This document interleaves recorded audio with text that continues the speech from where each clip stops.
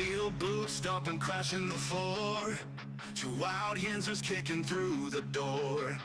Loud like a jag off at a pins game fight. Brace yourself, this ride ain't polite. Two dumb Yinzers, loud and proud. Heads in the clouds, voices in the crowd. Chaos brewing, they don't play nice. Hold on to your iron and grab your prime anti-slice.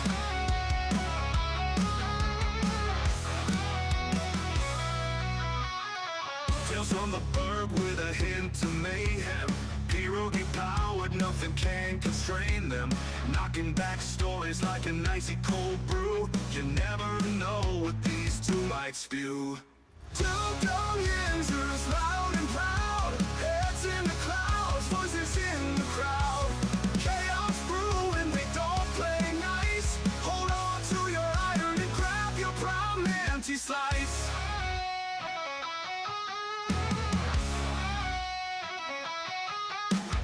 Tales from the burg with a hint of mayhem. Pierogi powered, nothing can constrain them.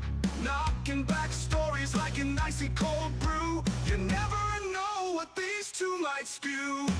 Two dumb Yinzers, loud and proud. Heads in the clouds, voices in the crowd. Chaos brewing, they don't play nice. Hold on to your iron and grab your prime anti-slice. Yeah, everybody. Woo! Welcome back. Welcome back. Welcome back. Welcome back, everybody. It's a scorcher here in Pittsburgh. Oof. Welcome back to the hardest working podcast in Western Pennsylvania. No two ways about it. None. No two ways about it. Not even close. Objects in the mirror may appear closer, but they're not close. Believe me. Good morning, everybody. Welcome back to this new week for the Two Dumb Yinzers, episode 760. Welcome back, everybody. Yeah. How you doing today, Michael? Other than the heat, I'm doing well, my friend. I am just happy to be back here talking some sports, baby. You mean to tell me that it's hot for you? Is this what you're saying? just a tad bit hot for me. Luckily, I had the day off today, but the next 5 days, I'll be back in that oven. Yeah, well, I'm looking forward to it, bro. Well, Mike, we do have vacation coming. This is the last week until we go on our vacation here at the Two Dumb Yinzers. Of course, this Friday we will wrap it up and come back after the 4th of July break, I believe, which will be like the 7th or something. I believe so. Yes, 7th of July. So anyway, you slice it, guys. We're gonna get a little chance to cool off a little bit. Gosh, is it hot? One thing I do got to say about this heat, though, Michael, is I'm sure glad that it wasn't this hot last week when I had to go stand in that line at the DMV. I would not have my license would not be updated right now. I promise you, it would not.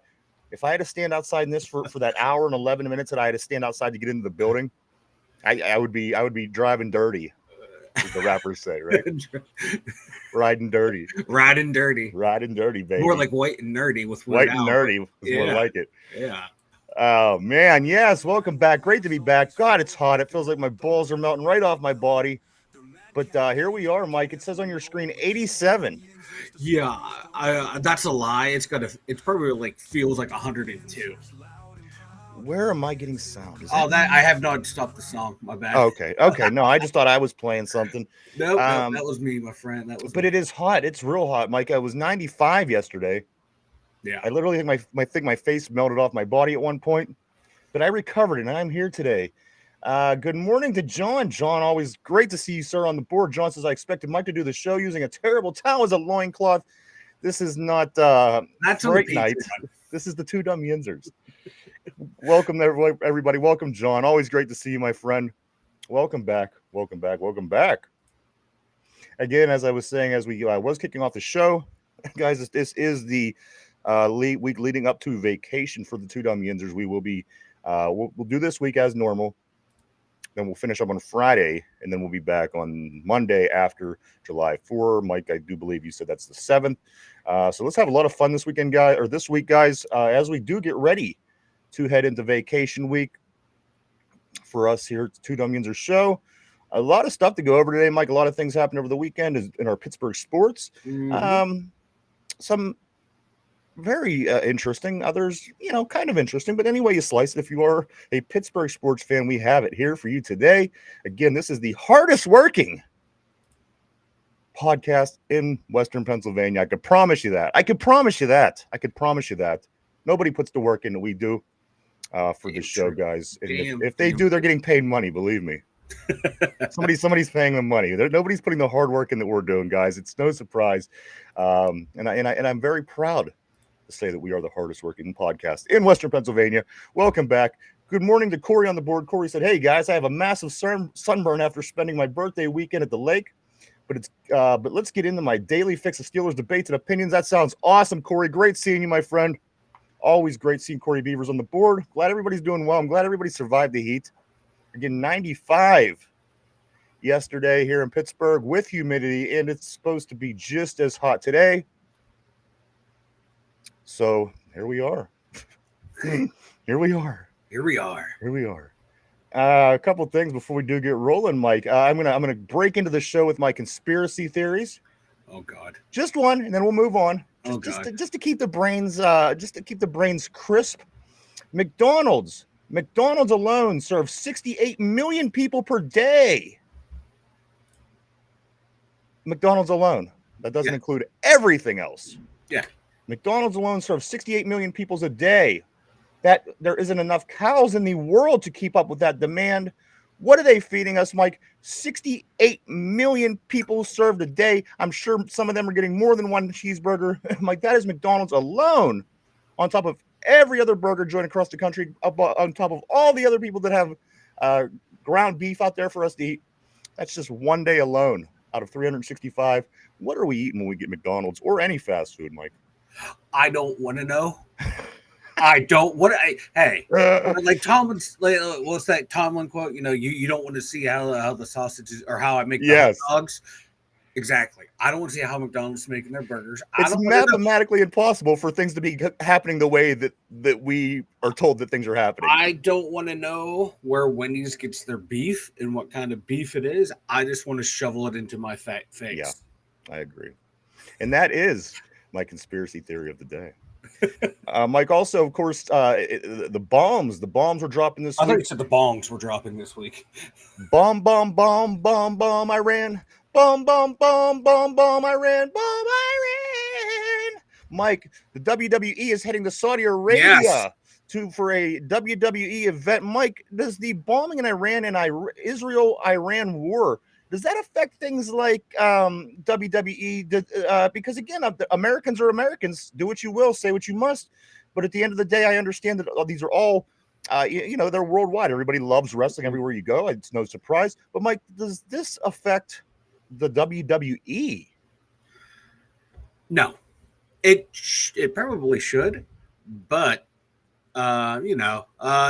the Vince McMahon founding principle that still runs through the organization, even though he's not there, is the show must go on. You book it, you gotta go with it. So, safety be damned. We're going. Yeah, these guys are big. They can take care of themselves. I don't think they can. You're going to see Braun Breaker catching ICBMs. Yeah, dodging bombs and we get big old fat Otis out there. He can be the shield. Welcome everybody. Welcome back. It's Monday. We do got some besides the Mike wearing a terrible towel as a loincloth, some messages on the board. I'm still sick to the stomach with that thought, Mike. Let's move into the message board. Mark Malone, always great seeing you, my friend, on the board. Mark Malone says a lot of chicken and pork and fish too. And then Corey Beavers follows that up by saying, I heard a scary theory by a YouTuber that thinks they feed us kids or people kidnapped that still haven't been found and nobody's recovered. Corey, as crazy as that sounds, as I mentioned about a month ago, we do have about 500,000 kids that go missing every single year in America. That's just in America, mind you. That's not all around the world. That's just right here in our home 50 states. But I find that theory interesting as well. I've certainly seen that before. Protein. See, John says, unless you farm and raise your own meat, it is impossible to eat healthy on a normal budget.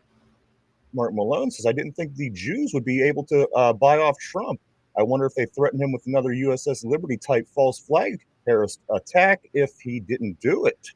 Very interesting world going on out around there, guys.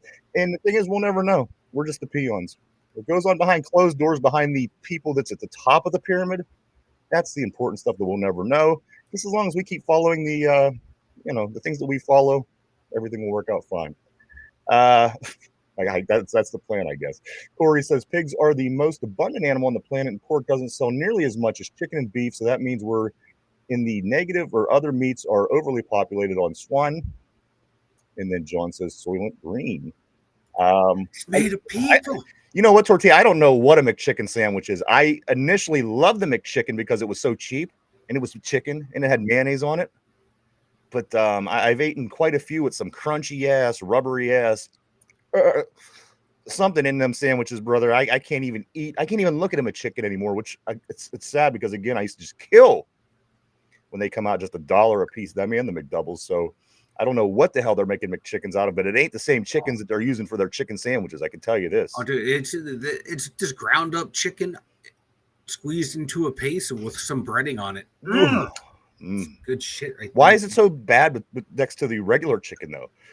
What are they not doing in this chicken that makes it so crunchy and rubbery? You got some bad stuff. Many times in my life, believe me, I went away from the McChicken entirely after a certain point because it was just it was that disgusting. Anyway, guys, this is not let's grade the fast food, which I don't mind talking about fast food. I really don't, but I know people tune in for their Pittsburgh sports. So, guys, let's get into it. I tune in for the Ryan conspiracy of the day. John says, I knew you guys would know the movie. It's made of people. Let's do it, man. Let's get into it. The NBA finals are over, Mike. The NBA finals are over. OKC beats the Indiana Pacers last night in Game 7 of the NBA finals. They win 103-91. Unfortunately, I know a lot of people that were pulling for the Pacers. However, it didn't play out that way, guys. Oklahoma City Thunder do win their first championship as they do win the series 4-3 over the Indiana Pacers. Just one small note, Mike, about TJ McConnell, of course, here from Chartiers Valley.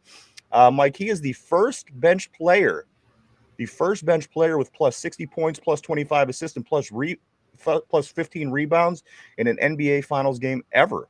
Nobody has ever came off the bench and has been as productive as TJ McConnell out of Pittsburgh. We don't put a lot of NBA guys out there. No, But just like any sport, when we do put a guy out there in the pros, they end up making some noise. And TJ McConnell, even though the Indiana Pacers did not win, TJ McConnell still a successful series at 32 years old, give or take. Yeah, something like that. Yeah, I was surprised he was still in the league, to be honest with you. I mean, it's his name. And if like Halliburton doesn't get hurt, what would it, would this game have gone differently? He came in with the calf strain, tried to soldier through, then that Achilles popped. It's going to be interesting now in the East, in the NBA, if you watch it, because a lot of guys out over there. So that is a wrap, Mike. Just like the NHL, the the NBA is done. I'm sorry. And that only means one thing. That means 1 month from today, guys start showing up at Latrobe. That's right, guys. Today is the 23rd of June.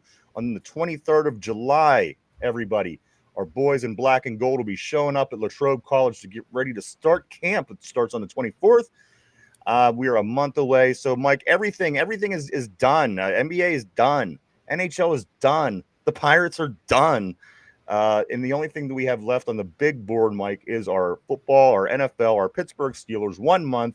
It's here, baby. It's here. We did what we had to do. We got to this point, Mike. We're just 30 days out. 30 days out. I can't wait.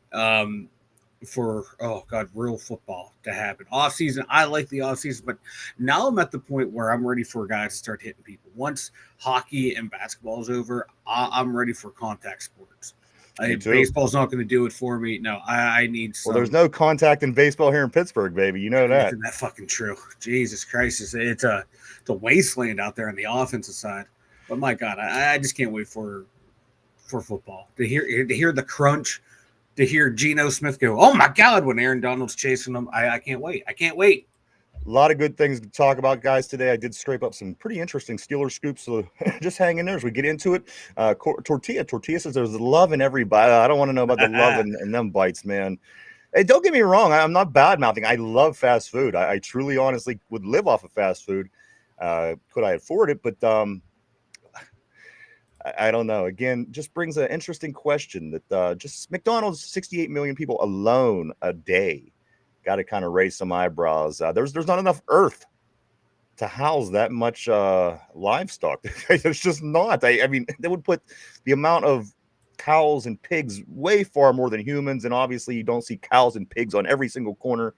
Well, I guess in my town you do, but in general you don't. But still a little thrown off by this whole thing. I do love my fast food, and I probably always will. John says most U.S. food products can't be sold in Europe due to health concerns. That's so weird. That's so crazy, but I believe it. But the thing is, though, they have a lot of stuff that they sell that we can't sell either. Right. Well, they have a lot of stuff that we don't want. Believe me, I don't want crumpets and all this bullshit. He's in crumpet, governor. Yeah. Corey says, I know you guys are going to touch on it, but if it's a thing, wait, I know you guys are going to touch on it if it's a thing, but I've been hearing things about Herbig. Is he being talked about trading? I haven't heard that at all, Corey. No, not at all. All I don't dispute is how he's poised for a breakout. That's everything that I keep hearing. I don't dispute what you say, Corey. I do take it all serious, but I have not, in fact, heard that.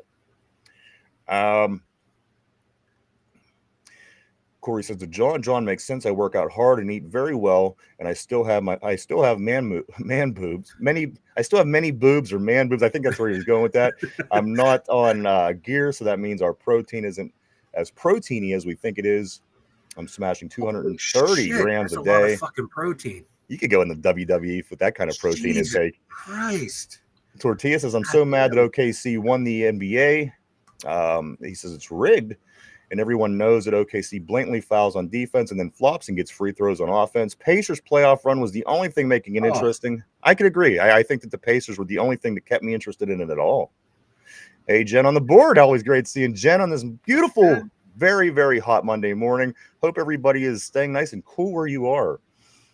Corey says, 2 Yinzers, the government also had admitted they clone animals. You know what? There's a lot of stuff that our government admitted over time that we just missed because they slide it into bills and we never know. You got to say Friday, you don't, baby. I've actually dug up a bunch of it. Maybe one day we'll do just a conspiracy theory show, because I have a lot of stuff that's been dug up that has been snuck into bills that I think would blow people's mind. Mark Malone, crap, I don't eat the shit ever anymore. It always sucks around here. There's just something about it. You go somewhere, somebody makes it for you. They wrap it into a pretty silver little wrapper. They hand it to you in a bag with a smile. I don't know. It's the whole process. I just love fast food. I love it too. I like Wendy's, man. It's my favorite. I've never had a bad experience at any Wendy's. And their customer service is always good. I worked at a Wendy's in the late 90s, and I do know that they're very serious about making sure you get the right food and on time. You know why they have square patties? I do, but go ahead and tell us. They don't cut corners. That's what the bag says. Yes, that's true. Tortilla says no one wants to watch a rigged game, and no one wants to be gaslit afterwards that they didn't see what they saw. And it's like so bad too with that OKC. You watch the guy who won the MVP, who'll jump up and lean into a defender, make his shot, and go, oh, like he's got shot and gets his foul, and then they're just mugging people. That's the NBA. It's just the NBA is it really is a goofy sport. Maybe one day we'll also get into that. There's so many things that changed in that sport that made me not be a fan. Again, that was my biggest love in the earlier part of my life was basketball. It really was, guys. Corey says aliens. I keep forgetting to get that soundbite since you're doing your conspiracy theory of the day. Tortilla says the government is ran by Adam Silver. That explains a lot about both the NBA and the government right now. Mark Malone says, y'all, you only need 8 kilograms of body weight. Anything more is just killing your kidney and liver and kidneys. Ryan likes Art Bell. Who's Art Bell? Why does that sound familiar? He was a big time conspiracy guy. He used to have like a public access radio show. Yeah. It'd be on in the middle of the night. Yeah, Art Bell at night. Yeah. Because when I remember Art Bell. Ryan's like, I know Art Bell. I like Art Bell. Yeah, he's like, I had my ham radio. I talked to him all the time. That's all right, baby. Also, Mike, a few other small things before we get into our Steeler talk for the day. Our 2 other football teams of another nature The soccer teams here in Pittsburgh, the Riverhounds, they beat the Tampa Bay Rowdies 2-1 this weekend, Mike. They next play Westchester at home. That is next Saturday at 7 o'clock. And the Riveters, Mike, they finished with a 1-1 tie with Buffalo, which is our Gals. And they followed this up, Mike, with the last game of their regular season. Next Friday, this coming Friday, I'm sorry, at 7 o'clock p.m., they do host Steel City, Mike. So that Steel City team pops up again. Riveters, Steel City finish out the week. Also, Mike, we were talking basketball. Our Gals, of course, I do follow and pay a lot of attention to Caitlin Clark. The Indiana Fever lose. They lose yesterday 89-81 to the Aces. The Fever fall to 6-7 overall. Clark finished with 19 points, 10 assists, and 3 boards. You know what? If Caitlin Clark didn't have all these assists constantly, you could even start creating this narrative that, that people don't like her because she shoots all the time. The fact of the matter is she has damn near double digits in assists every game as well. Oh, yeah. It's funny, like people like, oh, she doesn't have a game. She doesn't have a game if she can't shoot the 3. But like you said, she's always up there in assist. She has high turnovers too, but you watch some of those turnovers, they're clanging off the other players' hands like they're Deontay Johnson out there. It's almost like she's too good for her best. Yeah, like she needs to get better defensively, but like shooting and passing, she's damn good. She, shoots like Steph Curry, passes like Magic Johnson. I still can't get over that Magic Johnson's kid picture. I seen that over the weekend. I just you just can't help but laugh. Oh my god, like AB. Oh, when we are going to get some more AB scoop here as the hour comes along, and then let me just knock out these Buccos, Mike, and that will give us the rest of the time here to talk about nothing but Pittsburgh Steelers. The Pirates, Mike, they played 2 games since we last spoke. They played Saturday and Sunday, in which they split. However, they lose the series overall to the Texas Rangers. They lose 3-2 on Saturday. They win 8-3 on Sunday. They start a series at Milwaukee against the Brewers today at 7:40, game 1 of 3. Pirates come in with a 31-48 record. Probables Braxton Ashcraft, not Breston Ashcrack, like has been confused for before on the show. Braxton comes in with a 1-0 record, a 1.54 ERA, and 10 strikeouts on the season. Still early in his season. And he's going to be facing Chad Patrick, who comes in with a 3-7 record, a 3.50, and 76 strikeouts on the season. A few notable things from the weekend from our Pirates. If you went Saturday, you got a highly touted Skeens Superman bobblehead. Oh, I forgot about that. I did too. A buddy of mine went. I seen it on Facebook, and I'm jealous. I'm sure a Skeens Superman bobblehead will probably be will be nice and pricey one day for collectors. But that was this past Saturday. If you missed it, that's too bad, because, again, I would love to have a Skeens Superman bobblehead. A few other things, Mike. Paul Skeens is the only pitcher in Major League history. Only one person's ever accomplished this. One. God. Nobody else has not. Can't wait to hear this. Has done it as well. Paul Skeens is the only pitcher in Major League history with 275 strikeouts and a sub-2 ERA through his first 39 games. Mike, nobody has ever done what Paul Skeens is doing here in Pittsburgh. What a shame we can't supply him with an offense to really make him look like he's out of this world with a record. But he's doing the things that he can do. And, Mike, he's doing it better than anybody ever else had. It's insane. And, through June 19th, he 21 earned runs total in 16 starts and 4 wins up to that point. He is more than living up to the hype. It's the team around him that sucks, and if he had like legit offense around him, he could potentially have one loss in his entire career. How bad is the one loss in his entire career is what Mike, he should how bad have. is this baseball team that he is literally doing pitching the best? Nobody's ever pitched better than Paul Skeens. And the fact that he's still sitting there with a sub 500 record is mind blowing. It's ridiculous. Nobody has ever pitched as well as Paul Skeens started his career. No, nobody. Like we always joke, you have to go back to look at his pictures in color, and everyone else is like black and white drawn in from the 1900s and 1890s. That's how dominant and historic he has been. And you have an owner who refuses to spend any money. Well, let me give you a little bit of encouraging word from our GM.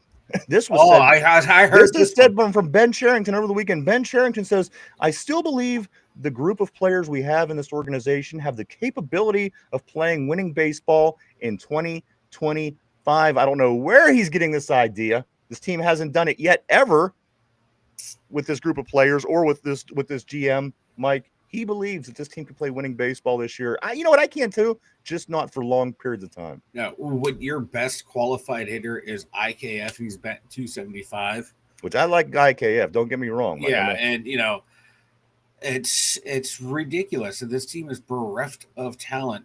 Like McCutcheon is literally our best hitter right now. He has the best on base percentage, the most hits, the best batting average on the team. Get the hell out of here. O'Neal Cruz in these 3 games, I think he went 1 for 12, a big mental error. And as good Tortilla saying on the board, the errors. And Mike, he gave up on the play. He stood there and pouted. I mean, come on. Do we put Deontay Johnson in center field? Exactly. And you have Pirates Twitter saying, you got to sign this guy. You got to sign this guy. No, you need, like, this guy. O'Neal Cruz would be great on a team that has talent where he doesn't have to do anything, where he can just be the DH and just go out there and do his thing. He cannot play. He has too many mental. The guy could steal a base like there's no tomorrow. But come on, I mean, in the field, he cannot. Mike, he got moved to the outfield because of his defensive skills. He was a shortstop. Yeah, he had a gun for an arm. He would be a great shortstop, great center fielder, great right fielder, but he has too many mental lapses out there. And finally, Mike, the last, most recent dent in this Pittsburgh Pirates organization came as the Tigers series ended last week as Mike Santana was suspended for punching a fan in the Detroit bullpen. He's appealing his 4-game suspension. But there you have it, just another black eye on this Pittsburgh Pirates season. Dude, he provided more offensive spark in that one hit than our entire offense did. He's a relief pitcher, and he has more hits than some of our guys on offense. You know what? At least someone's showing some fire and emotion out there. Let's get to football. Yes. I'm getting depressed with the Heat and the Pirates. Come on, I'm ready for some football, guys. Let's do it. You know what? Let's catch up on a couple of these messages. Yeah. And then we will jump into football, I promise. And I'm going to go right about here. I'm going to go right above where Mark Malone says 0.8. And I'm going to go right to Corey. Corey says market is 1 gram per pound of body weight. That's what I've always heard. I'm eating over because I don't trust that all macros are accurately measured. The thing about eating 1 gram per your body weight, if you're really, I mean, you really got to be on top. Like that's what bodybuilders do. You know what I mean? And that's something you have to keep in mind. If you're not going all out, you're going to make yourself fat. And I back in my early 20s, I did that. I was eating too much because I thought that that's what I was supposed to do. But that was what bodybuilders were putting in their body. And I just wasn't working enough for what I was putting in my body. Yeah, like I had a buddy who was a big power lifter back in the day and stopped working out and kept eating the same way. Yeah, it really does something to your body. There's no two ways about it. There's like people think I don't lift. People think I don't lift weights because I'm you know, but I've done it. I've been there, and I've had the problems that come with it as well. Dude, when I was working out every day there, tracking everything and stuff, it's a hassle, but you get down to it. But like once you stop working out, you're still doing that regimen, you're still eating, like you're burning all those calories. It fucking, you know, the weight packs on quick. And you have to continue after, like, say you stop, you have to, like, for the next 6 months continue to wean yourself off of that particular diet. Like I said, I experienced it, man, in my early 20s, and I found that I was more healthy without doing it. But that's just me. Let's see. John says art broadcasted from the high plains deserts in Vegas. Nice. That's right. Yeah, I thought it was New Mexico for some odd reason. I could remember that. I remember driving home from work in the morning, in the middle of the night, and that would be on the radio. It would just be these weird sounds, and he would be talking about aliens and everything else. Tortilla, Sophie Cunningham is my new favorite WNBA player. Mine too, man. Mine too. He says for the obvious reasons. Yes. Oh, we know who's going to go out there now and start fouling Caitlin Clark. What's that? Tortilla's going to go out there and foul Caitlin Clark. He wants Sophia to come tackle him. I love that, Sophia. I'm on to you. Let's see. One can still find Art's podcast on YouTube. John says, "Yo, what's up, Yinzer Joe? Always great seeing you, my friend. I hope you're staying cool in this Pittsburgh heat. Again, 95 yesterday with the humidity, made it about 400 degrees. Breast and ass crack, John." Tortilla, he says, I saw Cruz had like 7 air. It was bad. And like I said, as he stood there and pouted, it would put you in mind of Deontay Johnson. As that's that ball went. Like. Yeah, it was bad. Skeens is 2025, right? Is the 20 not human? That's right, baby. Tortilla, I'll play center field for minimum wage. I always thought, man, imagine playing baseball for money. You stand there most of the time. I mean, really, if you stink, there's a lot of guys that stink in baseball.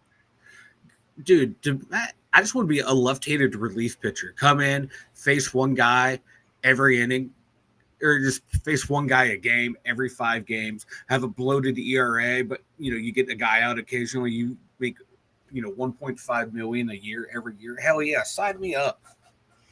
Mark Malone says, if you have moobs, you might be going overboard. Then he follows it up by saying it's also a large load on the liver and kidneys. And again, when I was 20, none of that stuff mattered to me.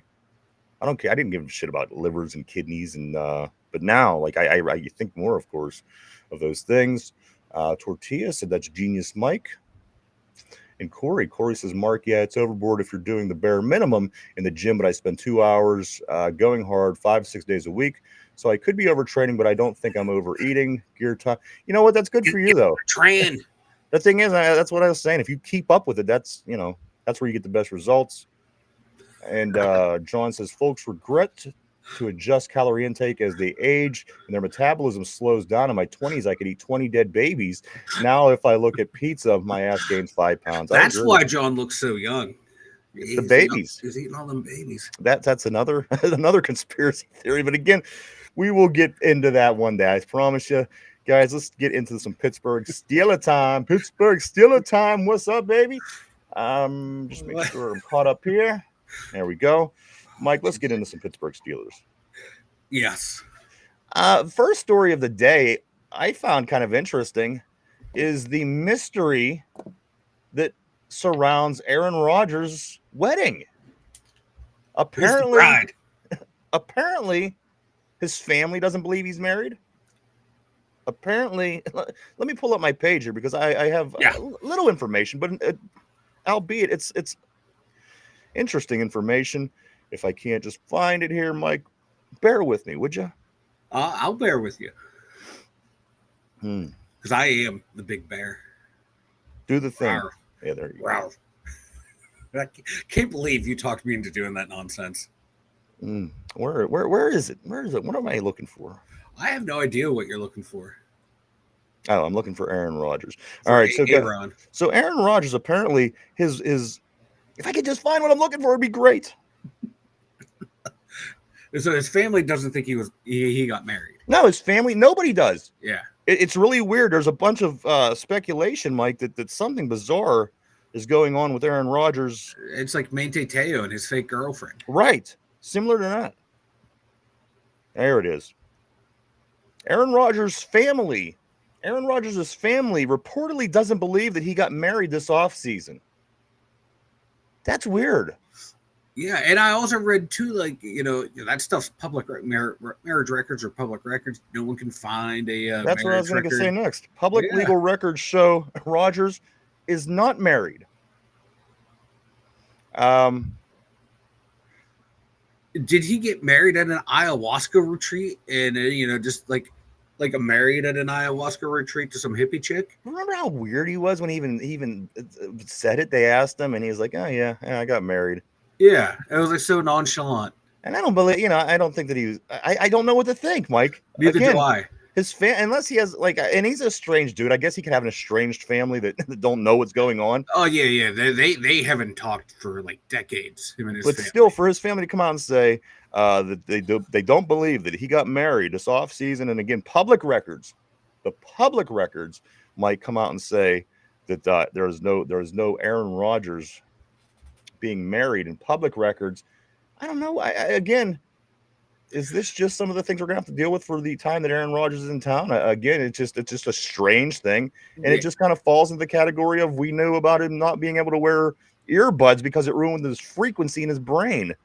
Yeah, it's just gonna be I think it's just gonna be one of those weird little quirks that everyone's gonna blow out of proportion because it doesn't affect the team, and as long as if him thinking he got married makes him play better, I'm all for it. And then following that, Mike, Rogers continues to make good on his all-in promise to teammates. I want to finish this up by saying he's only been on the team for 2 weeks. We haven't done anything. We haven't played a game. We haven't done anything. Mike, he continues to make good on his all-in promise to teammates. This dude is strange. Come on, you got to admit that this is one strange cat we have. He is one strange cat, and I'm all for it. Hey, if he's all in behind the scenes, is keeping in contact with all the guys. Like he's still all in. He's only hey, that's like I tell my bosses, you're gonna get my all. I gave you my all today. Like, dude, work this started my wastebasket. I gave you my all. My wastebasket has stuff in it older than as long as Aaron Rodgers has been in Pittsburgh.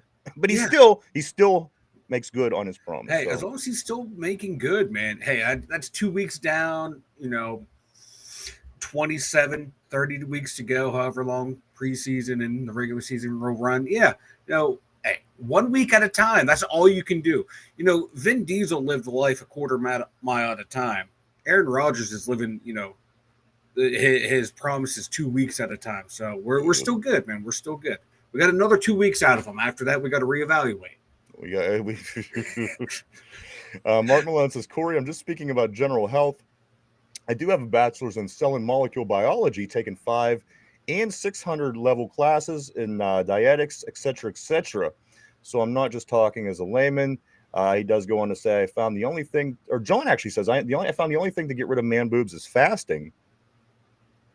It sounds like Corey knows what he's got. He's got it under control, guys. Right, Corey? Tortilla, this is why the media is the problem and not Rodgers.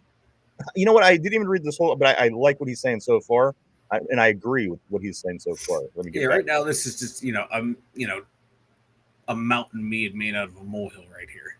He goes on to say, "Who knows if he's really married or who not? Who cares? I don't ultimately, but I just think it's such a bizarre thing. You know what I mean? If this was normal, it would be normal. It's not. It's bizarre. It's Aaron." But let me go ahead and let me continue. He follows it up by saying mainstream media brings his name up and acts like they don't want to talk about him. You're right. And then he follows that up with Rodgers. He isn't even close with his family, so I don't know how much I trust their info. But public records, though, guys. Public records is what what got my attention. Corey says, John, I've tried fasting for a week and a day and a week, and I turn into a mega asshole when I don't eat. Food equals have a nice day. No food, F your mother. Night and day different. I couldn't agree more. If I don't eat, I'm a son of a bitch. I gotta eat. You gotta eat, right? You got to. I mean, that's why we got Tiefers. Tiefers.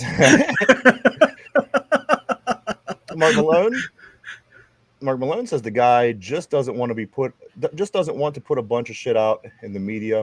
All right, yeah, I mean, no, for real, I get it. I just think it's what comes with the territory with this guy at this point, especially if the guy's only got, maybe another season after this, and it just all depends on how good this season goes for him, I think. Yeah.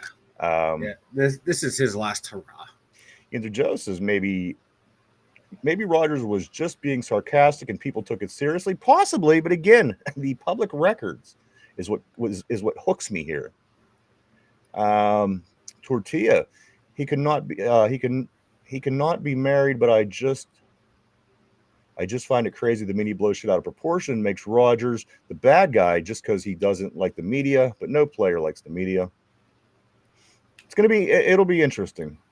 It'll certainly be interesting. Mark Malone, he probably doesn't want to listen to a bunch of homos going on and on about it.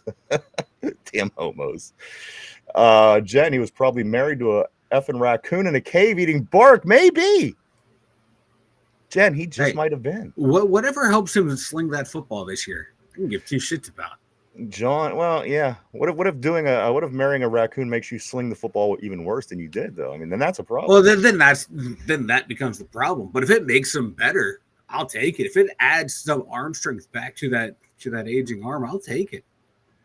John says this is only the beginning with Rodgers, the media in Pittsburgh. You're right.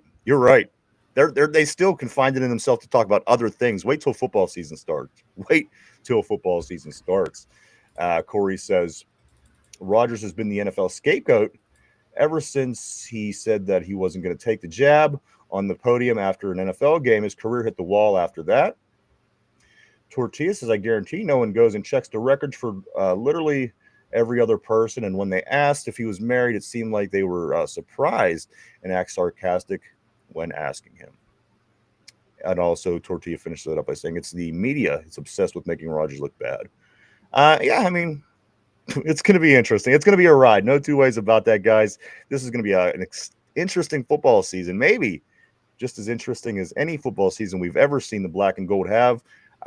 We never had quite this situation. We've had strange things happen here. Don't get me wrong. Yeah.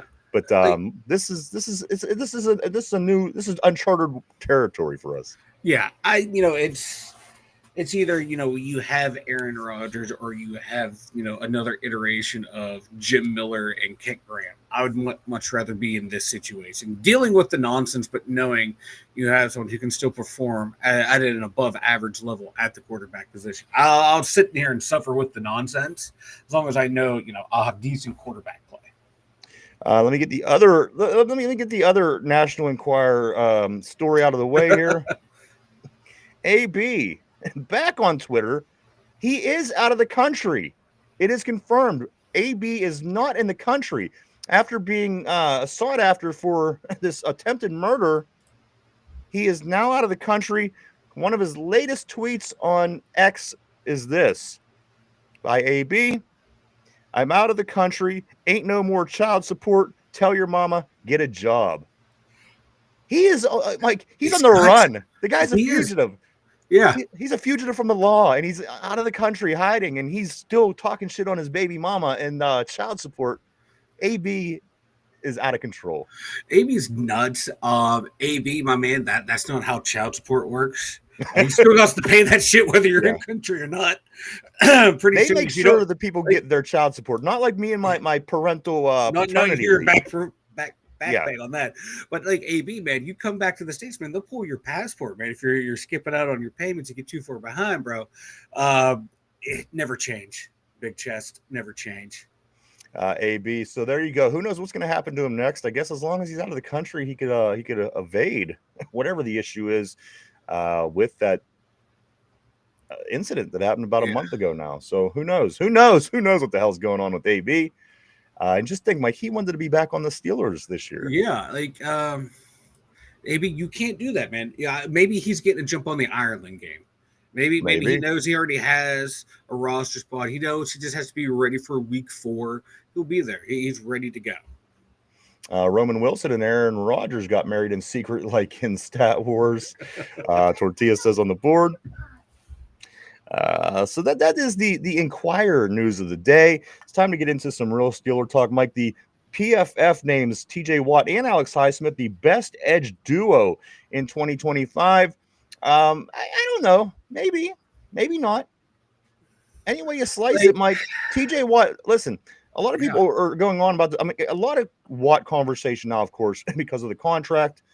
The guy literally has more sacks than anybody in our history, right? Is he the sack leader? I believe so. Yeah. Like in 8 seasons, he accomplished to get more sacks than any Pittsburgh Steeler.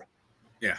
In the franchise history. You got to give this guy his money, whether you like it, whether you disagree, whether you think that he doesn't play 100%, 100% of the time. Maybe nobody really does. We're human, but at the end of the day, he does lead in these areas, Mike, that anybody would love to have TJ Watt. This is why I'm saying relax. It's not going to happen. Everybody gets one of these guys. Everybody continues to pay this guy if they have him. The Raiders continue to pay Max. Excuse me. The Browns continue to pay Myles Garrett. So on and so forth. You just don't let this guy go if you have him in the NFL. So this is why I think that it's a no-brainer. Can't do it. You just can't. No. The fact of the matter is, when you're trying to get these things worked out, you have to play the game. The Steelers can't just jump out and say, okay, well, here's all your money. We love what you do. The fact of the matter is you got to play the game. There's negotiation.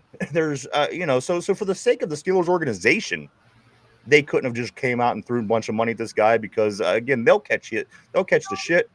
I have no doubt in my mind that TJ Watt will continue to be on the Pittsburgh Steelers roster for the next 3 seasons, possibly beyond. but I wouldn't worry so much. Again, that's what they're trying to make the big storyline here in Pittsburgh is TJ Watt's contract. And I think it's a no issue, guys. I really would be very, very, very, very, very, very, very, very, very surprised if the Pittsburgh Steelers don't give this guy his contract. And again, he's going to get ballpark what these other guys are getting. Everybody's going to be happy. Guys, again, we're just a month away. The fellas start showing up in Latrobe 1 month from today as they get ready to start camp, which would be 1 month from tomorrow. Mike, I think this is a no. I think it's a no story, and I really do. There's no chance in hell that TJ Watt doesn't get this contract. Yeah, he's going to get his money. It's just going to be, for how much, how long, then the guaranteed money figure out. And I think, like John's saying on the board, the Steelers are going to probably work it in there to where, like, the last year or two, depending on how long the contract is, they'll be able to get out of it with relative ease, if need to, whether it be injury, poor performance, stuff like that. And back to them being the top edge rushers, Watt had 11 and a half sacks last year. Highsmith had 6 in 11 games. And when Highsmith's healthy and playing all the time, same thing with Watt. Yeah, I think they truly are the best edge rushers because Highsmith is underrated against the run. Watt may be a little overrated against the run, but those big punch outs, and when he does commit to it, is still one of the best. So yeah, I think for a 1-2 punch, they might be a step ahead of everyone else. I think there might be a gap between 1 and 2. So I'm trying to think who would be number 2. Like, well, no one's coming off the top of my head to where, like, even Orlando, Mike, even Orlando, what's his name? Orlando Brown from Cincinnati. He came out and said, quote, guys like guys like Alex Highsmith don't get credit and respect that they deserve in this league. Mike, I truly believe if Alex Highsmith comes out and plays the season of his life, and you even get a TJ that's at 70, could play about 70% of what you would consider his best. I think, again, that probably is the case. That might be the best combo edge rushers in the league. Again, who else, Mike? Yeah, would be that close to those two guys? Do you think? There's no one that I can think of off the top of my head, like, at all. They're both that good. Highsmith, though, like, he might just be, like, his production hasn't been the same since 2022 sack total wise, but his overall game has improved. If that makes sense, he's much better against the run, a whole hell of a lot better against the pass than he used to be. And like Orlando Brown saying, he is underrated. He gives you effort every play over on that side, and he locks it down. He doesn't have like Cam Hayward on his side where TJ Watt has Cam Hayward on his side too, and that helps when you have those two coming off the same side. He's kind of left on his own over there. And if you leave him one-on-one, more often than not, he killed your tackle. And that's a pretty damn good. That's a pretty damn good tackle saying this about our edge rusher. So yeah, and he's coming off the left side. Typically that's where your best pass blocker, lineman's going to be. So he's going up against the better of the linemen. So they can leave him one-on-one, but he can give some of those best the trouble. Well, they better be the best, Mike, because this came out also. These are your top 5 highest paid defenses in the NFL. Mike, Steelers, no surprise, $178 million. $178 million. The next highest paid defense in the league is the Giants with $152 million.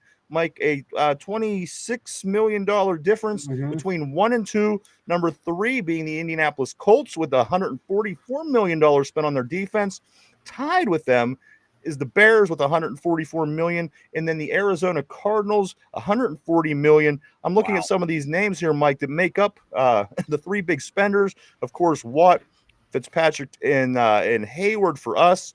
New York got Sexy Dexy with the $23.5 million contract. Burns and O'Kirk. In Indianapolis, it's Buckner, Stewart, and Pay. Don't really know much about those guys.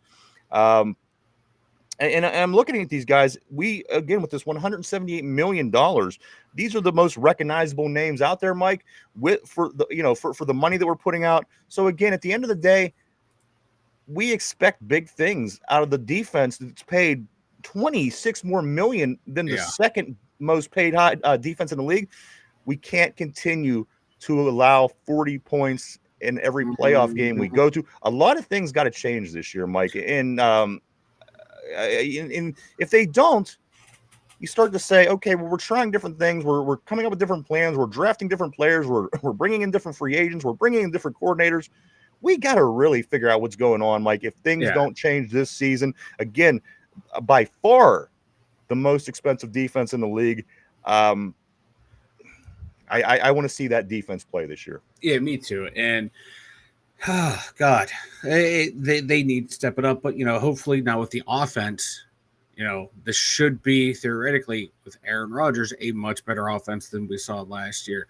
A lot of it's going to be predicated on what can the offense do. Can they keep the pressure off the defense? Can they give the defense a comfortable lead to where they don't have to be stressed all game to where like, oh God, we cannot give up a single point. And that's part of it too. Like that mental aspect, kind of like when Paul Skeens goes out there, fuck, I gave up a run, we lost the game. Whereas the Steelers defense sometimes like, oh my God, we gave up 10 points. It's going to be a dogfight from here on out. So hopefully with the new offense, that pressure is alleviated from them as well. And those big three on defense, maybe Highsmith might be in this conversation now. The big four, they have to produce. There's no more excuses for those guys, especially even Highsmith. He's 28 years old now. He's no longer a young pup in this league. He is a seasoned veteran. There's no excuses for these guys. They have to bring it game in, game out. I'm going to jump back on the board. Mike Jen says maybe Rogers married AP. Would it surprise you at this point? Would it surprise you at this point? No, that toxic couple, they might make it work. Wouldn't have to worry about child support in that one either. No, you wouldn't. Tortilla says if our D line plays good, I think Highsmith and Watt could have a great year. Mm-hmm. Man, I expect a little bit of an uptake in our defensive line. I expect Harmon to come in and really, he's going to want to show us what he could do. Yeah. And I think Cam, as I said, if he can play Mike almost to the level that he played last year, I think we should be in pretty good shape. It's that nose tackle position that concerns me. Whoever plays nose, whether it be the starter, whether it be one of the depth guys, I'd like to see somebody really come along and take that position this year, Mike, because it's been sitting vacant. Realistically, I mean, yeah, you have a guy there, but yeah. I like to see a little bit more production out of that nose tackle position. Me too. And you're they don't play a lot of baits, but when they do, Keanu's got to finish the plays when he's out there. If not, look for like Wyatt Black to push him for playing time. Yeah. Because if Benton can come through and, just be a solid force right there in the middle, stabilizes that defensive line. Because we saw the potential in year one, year two. He flashed a lot, but just, wasn't as much that rookie year. Expecting more for him. Hopefully in year three, there's a lot of guys in that year three draft class, and he's a key one too, man. If he can ball out and if Harmon can come in as that number one, being already named the starter, that's going to be huge.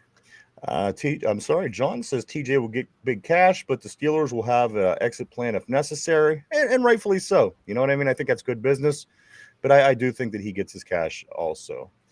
John says TJ's contract is all they can talk about until minicamp. It's true. It's kind of a pathetic what's going on up there with the media, but that's another day.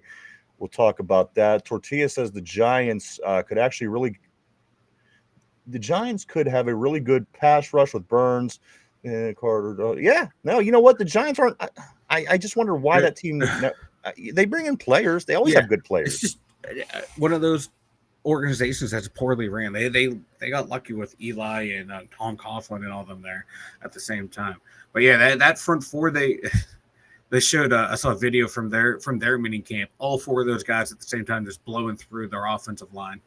It's going to give some people a fit in that NFC East, but again, there's other positions. There's other positions that leave a lot to be desired. But again, Mike, it's so weird with the Giants and the Jets.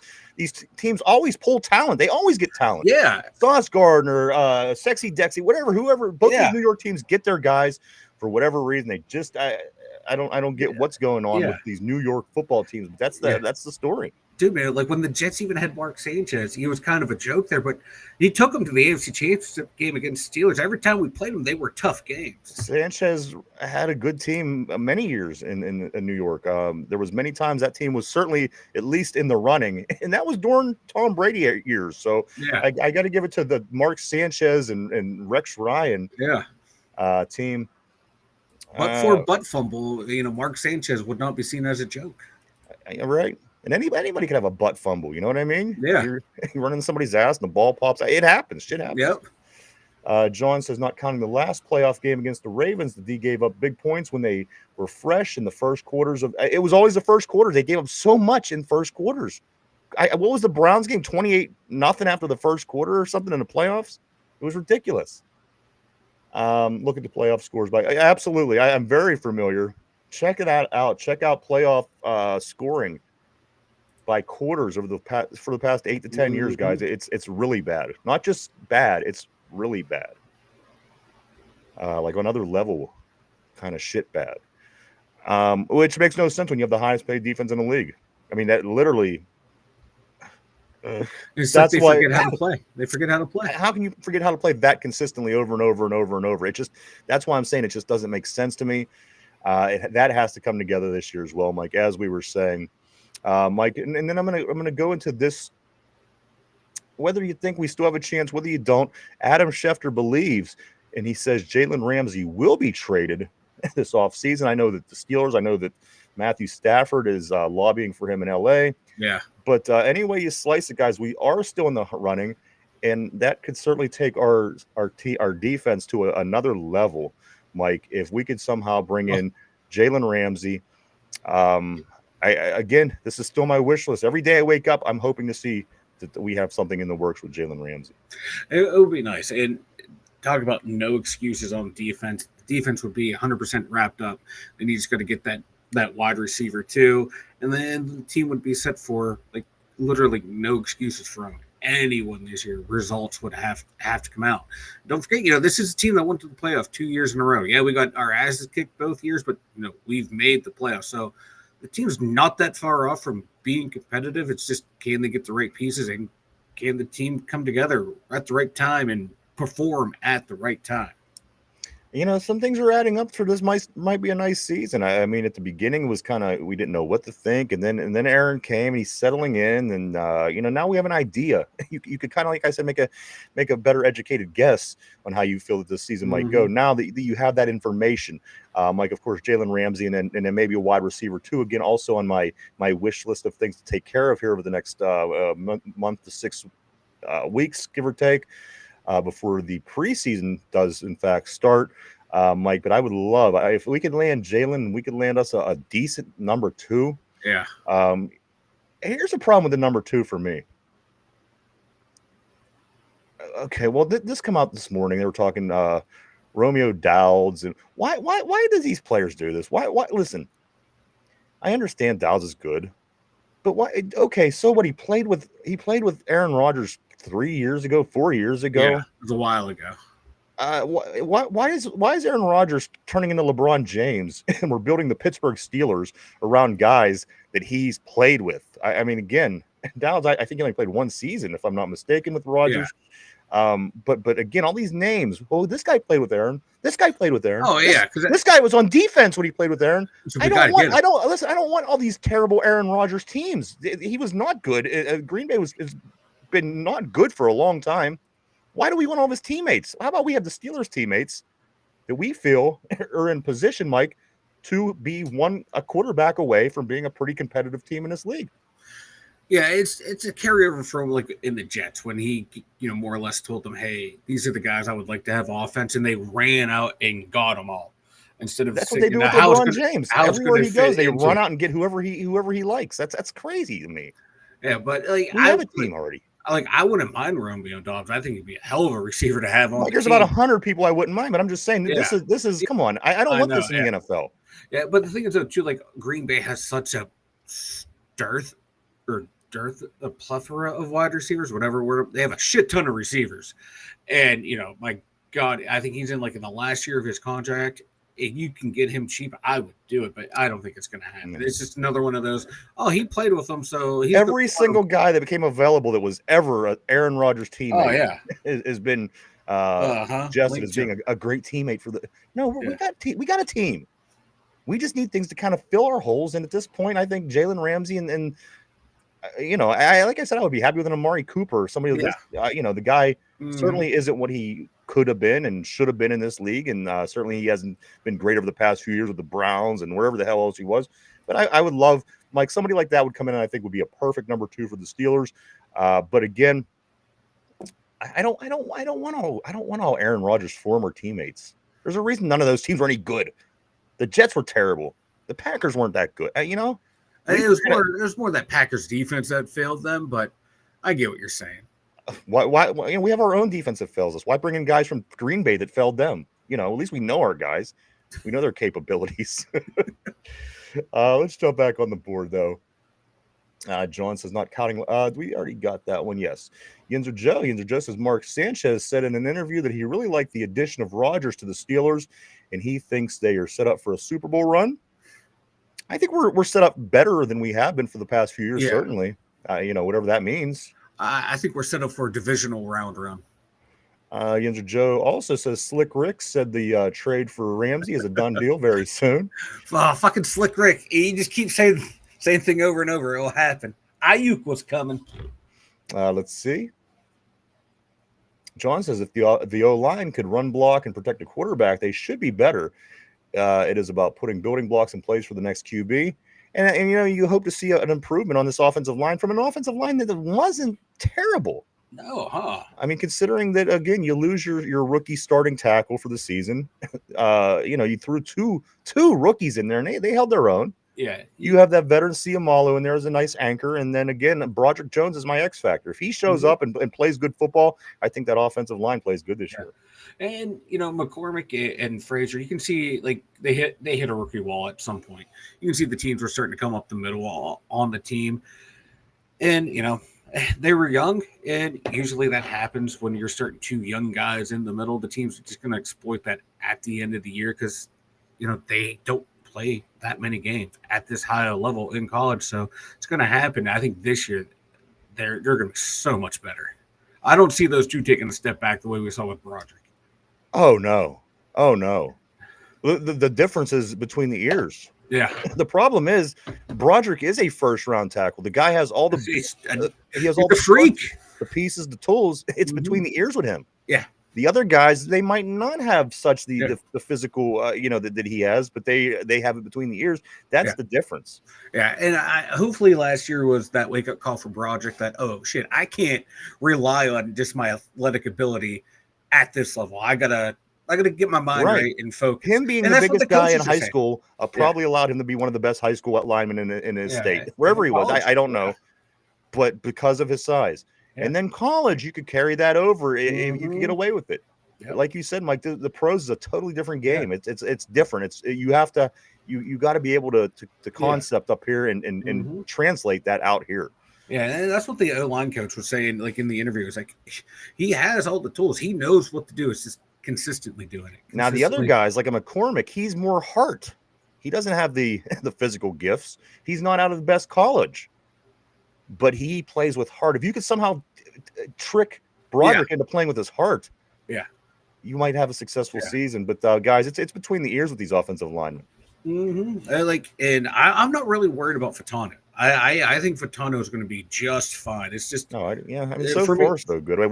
For me, it's going to be McCormick and Jones, but more Jones because it's the consistency factor. Because he shows so many flashes of like, oh, all right, he's got it. Then the very next play, he does something that makes you realize, that's Broderick Jones out there, baby. Absolutely. John also says I'm evaluating players in the sections like O-line and DB this year to see who goes or who stays. Again, this was the plan like 3-4 years ago. They said we are going to build we're going to build our interior line, offense and defense, and we're going to be similar to what the Eagles do. And the Eagles were winning a lot of football. And this was the plan. So, I mean, to as you said, as you continue to follow these guys and watch how it plays out, you know, this is what they wanted to do. So hopefully this group of 4 guys, Mike, that they drafted over the past 3 seasons can be just that, because that was the plan. That was the game plan. So we're watching it unfold. Whether it's successful or not, as it remains to be seen. John also says for the first time in his life, Jones can't rely on his God-given gift. Mike is correct. Absolutely. Absolutely. The guy has to learn how to play the position in the NFL, or he's not going to make it. It's simple as that. there's a million guys behind you ready to have that spot. And if you can't get it, somebody will. That's the unfortunate reality of pro sports. What do I want to get? Mike, I got a couple graphs. You want me to go over a couple of these? This is like the last time each team did these. Kind of fun. I found two of them that I really enjoyed over the weekend, Mike. This one is last time each NFL team scored 50 points. Last time each NFL team scored 50 points. We're not that bad. Believe it or not, Mike, we back in 2018 was when the Pittsburgh Steelers did it. I don't recall, but I believe them, Mike. But let me give you some of these other ones. Eagles did it just this season, this past year. Prior to that, Detroit, which made it really close. Detroit and Tampa Bay in 24 and 23, Mike. The Ravens, the Dolphins, which you remember against the Broncos. Against the Broncos. They put up 70 points. And the Raiders, Ravens, Dolphins, Raiders in 2023 was the last time those three teams put up 50-plus points. Prior to that, Mike, the Rams, the Cowboys, the Seahawks, and the Patriots did it in 2022. The Buffalo Bills did it in 2021. In 2020, the Saints and the Chiefs both put up 50-plus points in a season. Prior to that, 19, the Houston Texans in San Francisco, they put up 50-plus points. More than I thought. When I seen this, I thought, geez, people put up 50 this consistently in the NFL. It was a surprise to me, Mike. 2018, the Pittsburgh Steelers, last time we put up 50-plus points in a game. 2017, the Chargers. 2015, Jacksonville. 2014, the Falcons and the Packers. In 2013, the Denver Broncos. In 2012, the Giants and the Bears. In 2010, the Arizona Cardinals put up 50-plus. In 2008, Mike, when does this fall? Right during the time of Mark Sanchez, the Jets put up 50-plus points in 2008. My guy, Mark Sanchez, baby. 07, the Browns did it. 05, the Redskins did it. 04, surprising, the Bengals did it, along with the Colts. Far back, damn. That was the team with Carson Palmer. Yeah, with Husman Zeta and Ocho Cinco. Mike, just 3 left. In 2002 was the last time that the Carolina Panthers put up 50-plus in a game. 1998 with an amazing offense, the Minnesota Vikings. Oh, yeah, that team was stacked.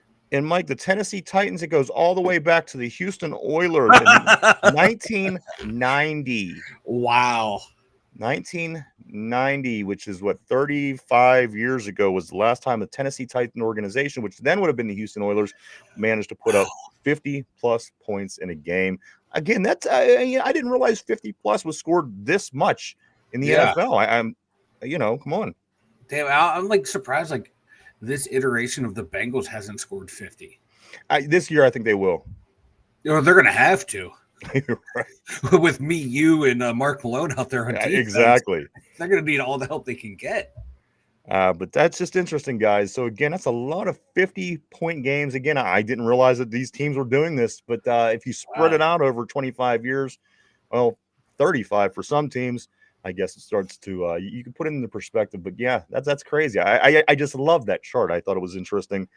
And yeah, that's wild. And I'm surprised, like, we weren't that far back. 2018 seems a long time ago, but doesn't seem that far away. Right. In this one, Mike, I have another one. Last time each NFL team had a 12-plus win season. You want to check this one out? Yeah. Last time each team in the NFL had a 12-plus win season. 2024, this past season, Mike, the Ravens, the Bills, the Lions, the Chiefs, the Vikings, the Eagles, and the Commanders. The year prior to that, the Cowboys and the 49ers in 2023. 2022, the Bengals had 12-plus wins. In 2021, the Packers, the Rams, the Buccaneers, the Titans, all having 12-plus wins. 2020, the Pittsburgh Steelers, Seattle Seahawks, and Saints in 2020. Patriots, 2019, had 12-plus wins. 2018, the Bears and the Chargers. 2016, the Raiders. 2015, the Cardinals, Panthers, and Broncos all had 12-win seasons. 2012, the Falcons and the Texans did it, Mike, and then all the ones from here on out are just single teams from that year. 2009, the last time the Colts had 12-plus wins. 2008 for the Giants. 2005 for the Jaguars. 1998 for the Jets. 1998 for the Jets. 1990 for the Dolphins. And guys, get ready. This is like a Christmas present. Christmas in July. Christmas in June. Guys, 1986 was the last time the Cleveland Browns had a 12-plus win season in the NFL. 1986. But hey, man, they're just a great team. They win the offseason every year. Hey, that's the only thing that matters. They had championships before championships meant anything. So I guess if you throw that in there, right? They're not so bad, you know? Oh, Otto Graham's the greatest quarterback of all time. He won 8 NFL championships. Slubs. So there you go. I get into these charts and these numbers, and I can't wait to get on and talk about them. Like, so there you go. The last time each team had 12-plus wins, and the last time each team has scored 50 points in a season. God, imagine being a Browns fan. Ugh. I can't. I've tried that. I haven't tried to be a fan, but I've tried to imagine what it was like to be a Browns fan.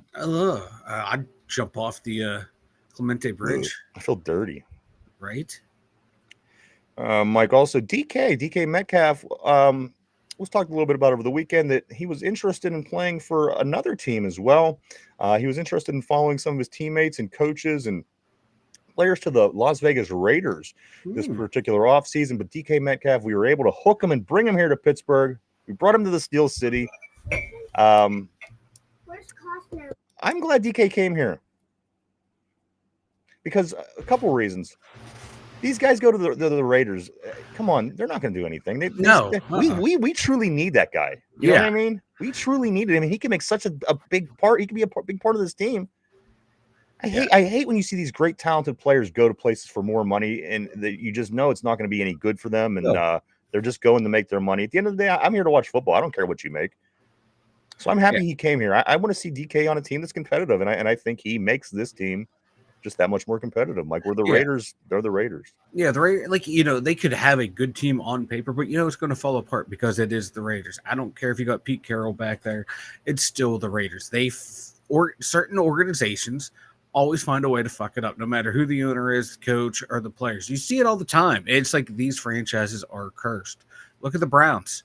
They had started to have a good thing going, and they fucked it up. It just what these organizations do. Look at the Lions. They have all this potential right now to make Super Bowl runs, and they get bounced in the first round. It's just who they are. It's in their DNA. The thing is, they don't know how to win. They don't. If teams like the Lions knew how to win, they would have won more games last year in the playoffs. If teams like the Browns would know how to win that one season, the one season in the past 100 years, they had finished better than us. They might have been able to do something. But these teams that don't win, like the Pirates in 13, 14, and 15, that was a really good team. Yeah. They just didn't know how to win. Once they got to St. Louis, Mike, that team knew how to win baseball games. That was where we lost because we just didn't know how to win, where St. Louis is a proven winner. Yeah. And like, it doesn't even matter who the coaches are sometimes. It's like you can have a new coach and they just come in and they fuck it up, man. It's just wild with certain teams, man. You see it all the time. Effing it up, man. Effing it up. John on the board. John says, 1 score in 5 years ago, Miami won a playoff game. I remember they were one of the last teams we beat in the playoffs, if I'm not mistaken. One of them playoff wins was definitely against the Dolphins. John also says Jim Brown was a man amongst, but yes, he was. Yes, he was. He was a freak of nature back then. Jesus. Yeah, no two ways about that. And then John also says, I thought when Brady got involved, the Raiders would get better. Truly cursed. Yeah. When was the last time they won? I mean, the last time they were in a Super Bowl was what, 2002? Lost to Tampa Bay. They got killed by Tampa Bay. But prior to that, it was the 70s. Yeah. No, the 80s. They beat the Eagles. With what's his name at running back? Was it not Dorsett? Marcus Allen. Marcus Allen, thank you. I always get those two confused for some odd reason. I think they were both Heisman Trophy winners. Maybe that's what. Yeah, it could be. But Mike, also finally for the Pittsburgh Steelers for the day, FedEx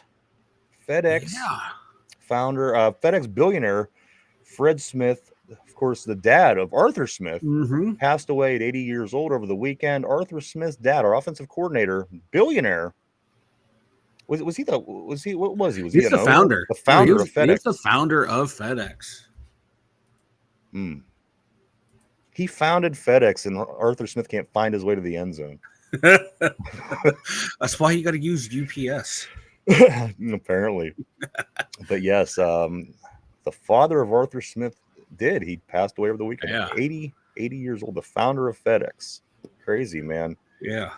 Brady just opened a sports museum here in Vegas. Yeah, it is on my visit list.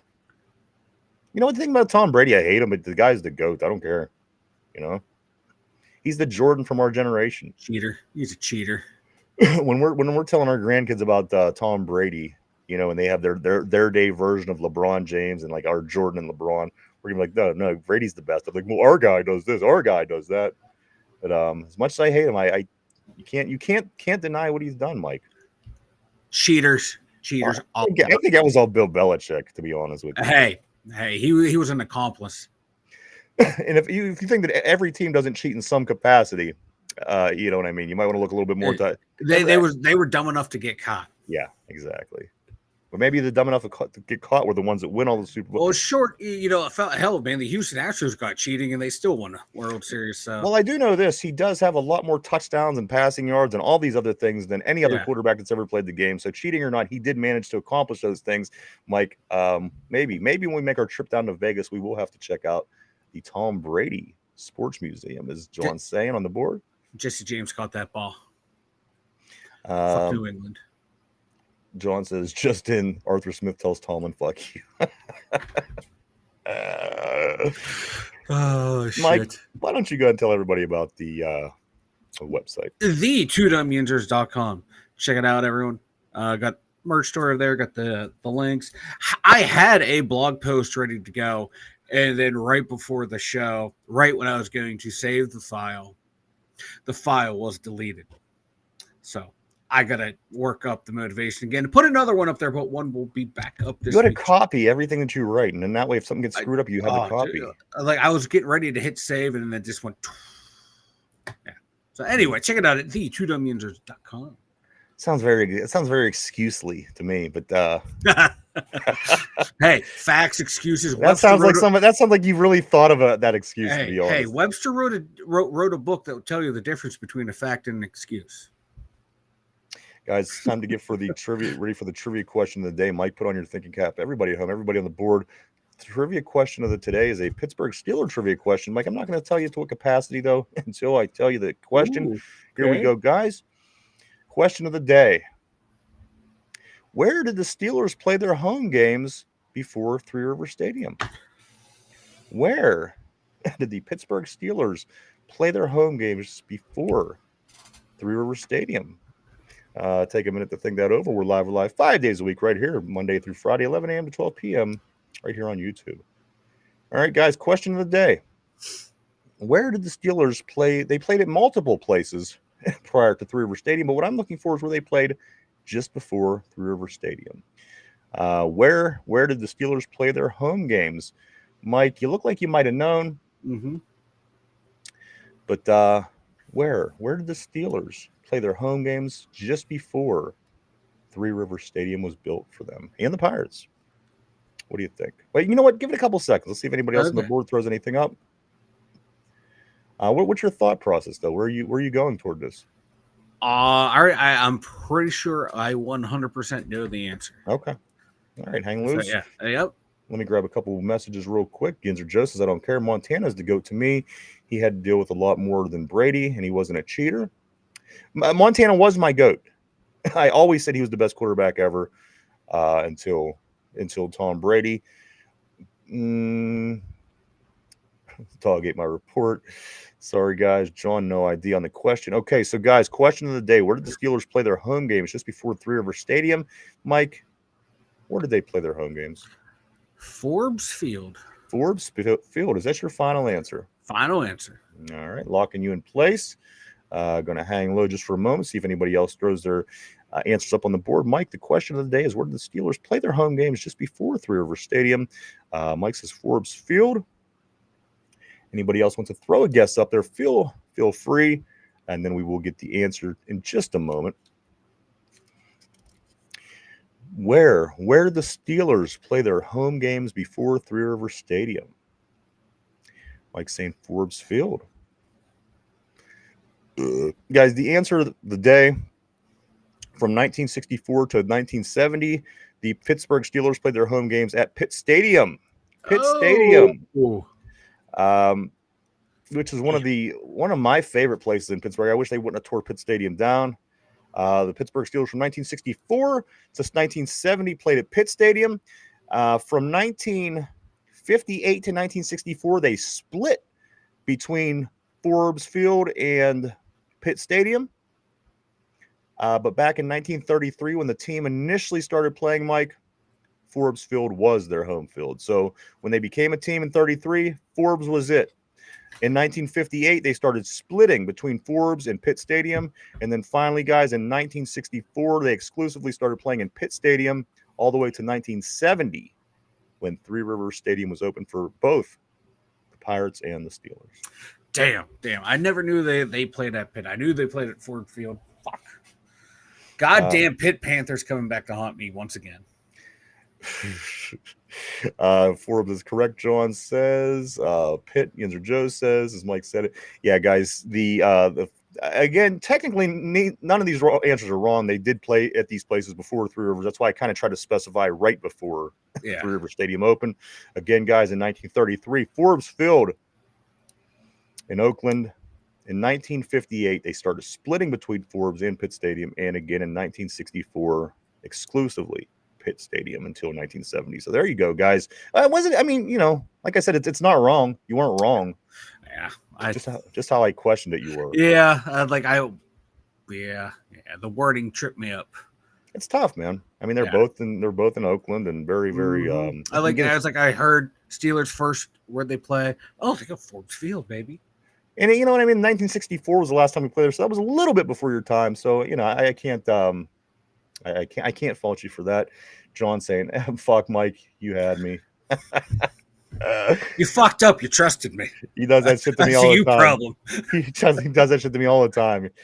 Gets me thrown off. But yes, guys, that is the answer. 1964 to 1970 was Pitt Stadium. I loved Pitt Stadium. I wish that I would have known they were going to tear it down eventually, because I would have loved to continue to see more as it was there when I was a young kid.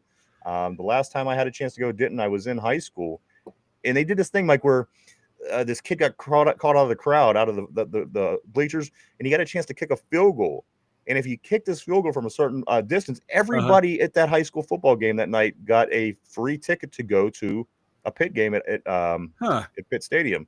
That was the last opportunity I had. I didn't go. I should have went, but it wasn't long after that they tore it down, and they've been playing over at Heinz Acrisure and Three River Stadium and all that ever since, Mike. But yes, I really, really liked Pitt Stadium a lot. It was so jam packed and compact, right in the middle of Oakland. It was, it was perfect. It was a raucous atmosphere. It was perfect for Pitt. Yeah, it hasn't been like the atmosphere of Pitt games hasn't been the same since they started sharing the stadium. Come on. Yeah. Oh man, so that's pretty much everything we got on this Monday, guys. Like I said, this Friday is our last day before we go into our Two Dumb Yinzer vacation, which is about 9 days. I think we'll be back on July 7 after we start our vacation this coming week. But we will be in all week this week to make sure we get all the information and stories and scoop and all that kind of stuff talked about and out there, so everybody is up to date, Mike, as we head into our vacation. I'm looking forward to it in a way. Again, if I'm not doing this every day, I feel like I'm out of place. Yeah. But every once in a while, especially with this heat, I'm kind of ready for a few days. You need a break. A little bit. I'm a little ready for a vacay. I'm always ready for a vacation. I wonder if it's going to be. I think it's going to be as hot as it is this week, next week as well. I think so too. We'll see if I make it back, if the heat doesn't kill me. If I don't melt away. Man. It is rough with this heat right now. Again, Mike, 87. on your board. I see 88 on my phone. It was up to 95 yesterday with the Pittsburgh humidity. It was well over 700 degrees. I'm pretty sure. Yeah. It feels like 101. Right now? Right now. It feels like 101. Yeah, that's the feels like temperature. Fuck this humidity. I'm too fat for the humidity. I'm just going to kill myself. This is insane. Baby. Mike, anything before we do start getting ready to wrap things up for today? Perfect timing on that, Mike. Anything before we do get wrapped up for the day? Oh no, this like when my headphone comes disconnected. This is my favorite part of the show. I can talk without hearing you.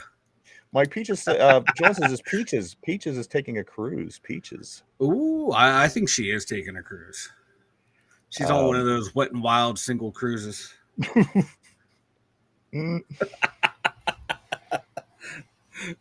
As far as sports going on tonight, Mike, we do have the Pittsburgh Pirates back at it again, starting a series in Milwaukee with the Brewers.